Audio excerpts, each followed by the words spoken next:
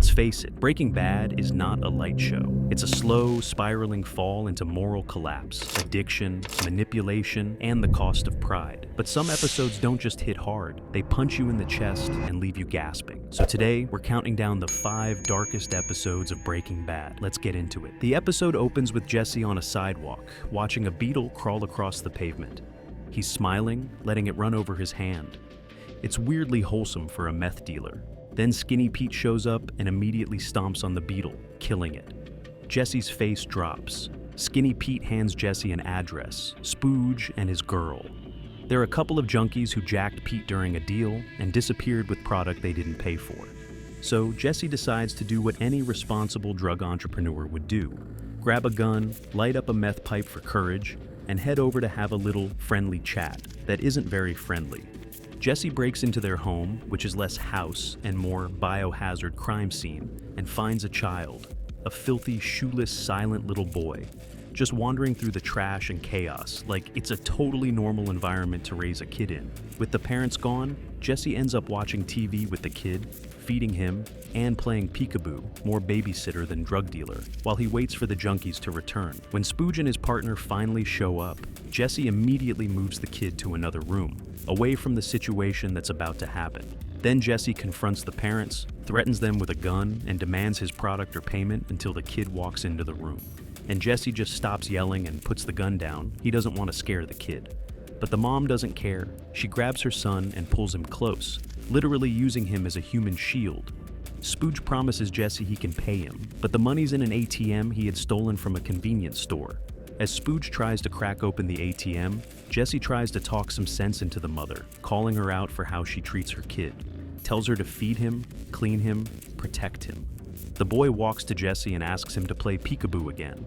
That's when the mom knocks Jesse out cold with a bottle and takes his gun. She points the gun at Jesse and yells at him, because how dare he call her a bad mother. Essa wakes up to the couple arguing again. Spooge is now under the ATM, trying to drill it open. He keeps calling her a skank, and she makes sure it's the last time he calls her that. She tips the ATM over to crush his skull. Just like that. Then she casually grabs some meth off his corpse, walks over to the couch, and passes out like she's just taking a break after folding some laundry. Jesse, horrified, wipes his prints from the ATM and around the house. Then, he calls 911, wraps the little boy in a blanket, and carries him outside, making sure he doesn't see the horror scene inside. He sets him gently on the steps, kneels, and tells him, "You have a good rest of your life, kid." And he leaves the kid there for the police to find him. This episode pulls back the curtain on what meth actually does, not to cartels or kingpins, but to addicts, homes, and children. Jesse walks into that house thinking he's gonna yell, threaten, and maybe walk away with some money or product. Instead, he finds an innocent, helpless child who is completely alone in the world, a feeling Jesse knows all too well. The little boy who barely speaks, probably because no one ever speaks to him. He's used to being along and watching his parents get high and using the TV as a companion. And that's just his everyday normal. That's the world he was born into. Jesse walks out of that house heartbroken. And it breaks our hearts as well. Jesse wakes up and realizes his apartment's been broken into and his meth stash is gone. He calls Walter to tell him so they can find out who took it.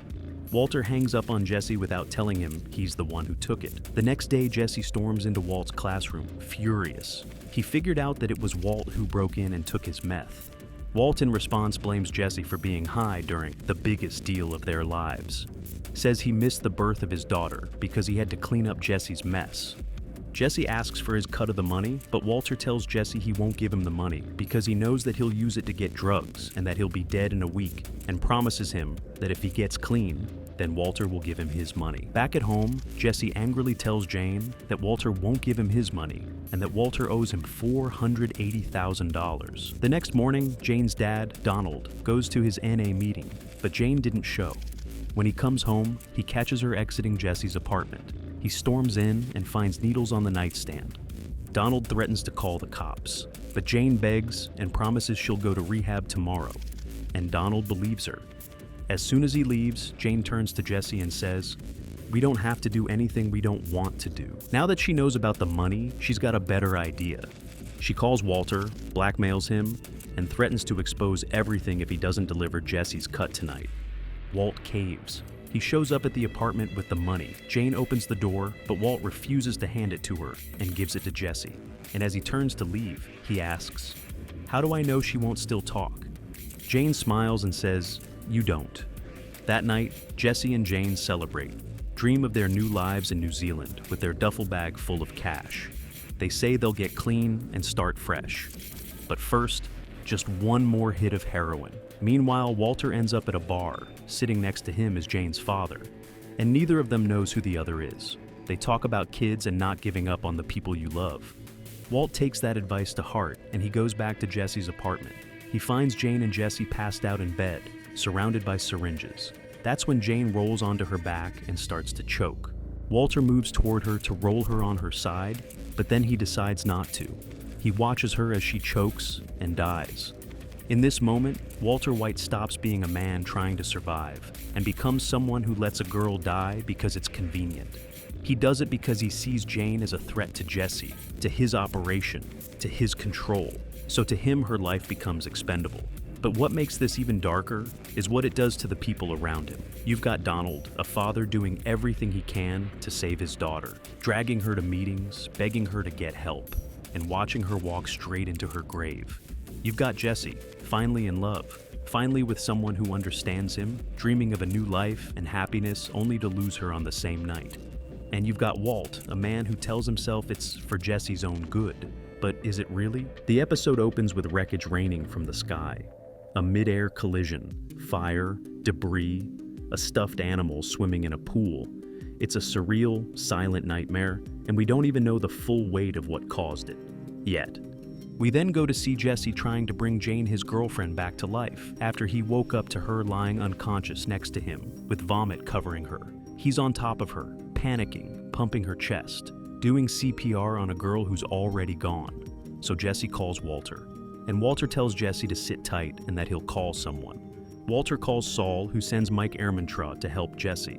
Mike wipes the scene of drugs and tells Jesse exactly what to say to the police. You woke up, you found her, that's all you know. Meanwhile, Jane's dad, Donald, is leaving her a voicemail telling her he's on his way over and expects her to be ready because she's going with him to rehab. But when he arrives, he watches medics move her in a body bag.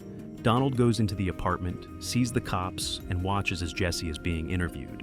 He sticks to the story Mike told him. Jesse disappears after that. Walter orders Saul to find him, so Mike does, and drives Walter to a trap house where Walter will find Jesse high and passed out.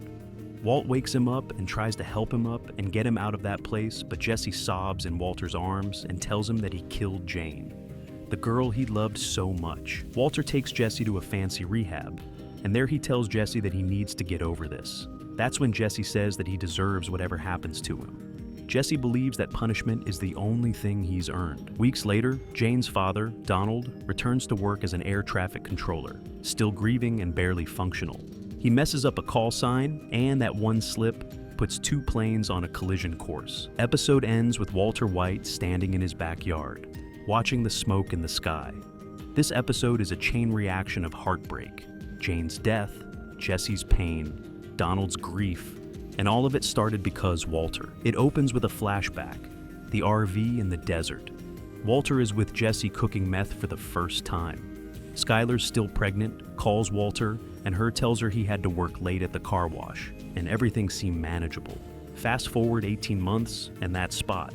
But instead of an RV, there's a shootout between Hank, Gomez, and Jack's gang. The shootout at Tohajili ends. Gomez is dead. Hank is out of ammo, bleeding, and Walter is begging Jack to spare Hank's life. He even offers $80 million for Hank's life. But Hank already knows it's over. He looks Walter dead in the eye and says, "You're the smartest guy I ever met, and you're too stupid to see he made up his mind 10 minutes ago." And just like that, Jack pulls the trigger and Hank is gone. Walt collapses, broken, sobbing in the dirt. Before they leave, Walter tells them Jesse's still alive and is hiding under the car. They drag Jesse out and Jack's about to kill him, until Todd suggests they keep Jesse alive just long enough to find out what he told the DAA. Then they'll kill him. And before Jesse's dragged away, Walt walks over and tells Jesse that he watched Jane die and that he could have saved her, but he didn't. That's the moment Jesse breaks. Walt drives back to town. Meanwhile, Marie tells Skyler Hank arrests Walt, not knowing Hank is already dead, and forces Skyler to finally tell Walt Jr. the truth. Walter rushes home and demands they pack. But Skyler knows that since he's back then, Hank won't be. She grabs a knife and tells Walter to leave, and they fight. Walt Jr. tackles his dad off of Skyler and calls the cops, telling them that his father's a killer and that he attacked his mom. Immediately, Walter flees. Walter then calls home, and he knows that the police are listening in, so he lies and makes Skyler sound like a hostage, like she had no part in anything. By morning, the disappearer picks him up. New name, new life, one barrel of money, and nothing else. This is the episode where everything falls apart. The empire, the lies, the relationships, the delusions, all of it burns to the ground, and nobody makes it out clean. It's the death of Hank, shot in the dirt while Walter begs and cries and still can't stop it. It's Jesse being dragged away like an animal. Walter not only handing him to a gang that he knows will torture him until he's dead, but deliberately destroying him with the truth about Jane. Not to protect himself or to gain anything, just to hurt him. It's Skyler, finally turning the knife back on Walt and realizing that she can't protect her kids from him anymore. It's Walt Jr., who worshipped his dad 5 minutes ago, calling 911 and screaming that his father is a murderer. This episode is never an easy watch for anyone. Now to our final episode, the darkest Breaking Bad episode ever. We open with Walt in a concrete bunker underneath a vacuum repair shop, pacing in circles like a caged animal. Meanwhile, Jesse is in a different kind of prison, underground, chained, beaten, and forced to cook meth like a slave. Saul joins Walter's bunker, both waiting to be moved out of the state by the disappearer. Walt's unraveling. He wants revenge on Jack's crew for killing Hank and stealing his money. Saul tells him to stop, and that the best he can do now is save what's left of his family. And Walter tries to threaten Saul like the old days, only this time, he coughs mid-threat and crumbles. Saul just looks at him and walks out. Meanwhile, Jesse's living in a metal cage, chained like a dog, cooking meth for Todd. Jesse tries to escape, almost makes it. And then Jack shows him what happens when you try. They murder Andrea, his girlfriend, right in front of him. Back at home, Skyler's barely surviving. The cops are watching. The bank accounts are frozen, and she's working as a taxi dispatcher just to feed the kids. Walter, now hiding in a snowy New Hampshire cabin, gets monthly visits from the disappearer. No phones and no company, and his cancer is getting worse. He pays the guy $10,000 just to sit with him for 1 hour. And even then, he tries to make one last play. He calls Flynn, tries to send him $100,000 through his friend, and Flynn tells him to die. Walter out of moves. He calls the DEA, gives them his name, leaves the phone line open to be tracked. But just when you think it's all over, he sees Gretchen and Elliot, his old partners, on TV downplaying his role in Gray Matter. Acting like he never mattered, that's the spark. When the cops show up to arrest Walt at the bar, he's already gone. And we all know where it goes from there. And if not, go watch the show already. This episode is ranked top because it shows clearly how every life Walter touched has collapsed. Jesse is a slave, chained, beaten, emotionally shattered, and lost everyone he's ever loved. Skyler's living in terror. Her accounts are frozen. She's isolated and afraid, even Walter himself. He's a dying man in a cold shack, hiding from the world. His family hates him. And there you have it, 5 episodes of Breaking Bad that left us watching the end credits heartbroken. So, whether you agree with the rankings, or you're already rage typing about why Crawl Space, Buyout, or Face Off should have made the list, I want to hear it. Drop your thoughts, your darkest episode picks in the comments. And if you're into deep dives about Breaking Bad, hit that subscribe button.